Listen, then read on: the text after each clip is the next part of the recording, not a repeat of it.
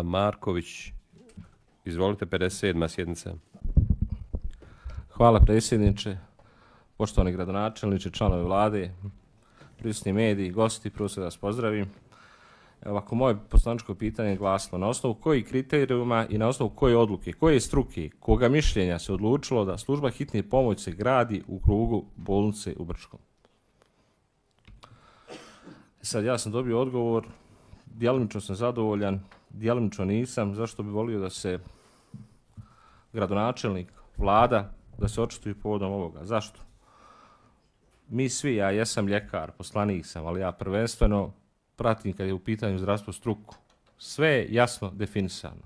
Mi nismo neko ko je izmislio smjernice, mi smo to prepisali. Neko ko je prije nas to sve organizovao i primarno i sekundarno. Primarna, da kažemo, je dom zdravlja i porodična, sekundarna bolnica. Ko je sad dobio naknadnu pamet odjednom? Naknadnu pamet je dobio i da treba hitna da se gradi u krugu bolnice, tačnije ispred samog ulaza. A intenzivna njega nam je doslovno udaljena od te lokacije gdje su zacrtali da prave hitnu, pa nekih možda 20 metara. Gdje leže teški bolesnici na aparatima, kojima treba mir, a ne sirene od službe hitne pomoći i da cirkuliše, defiluje dnevno za 24 časa, da kaže, po 200 ljudi. Ali evo, čisto javnost da zna. Tu nije praćena struka, tu je praćen čisto lični interes. Lični interes korumpiranih pojedinaca iz vlade. Šta je poenta svega toga bila?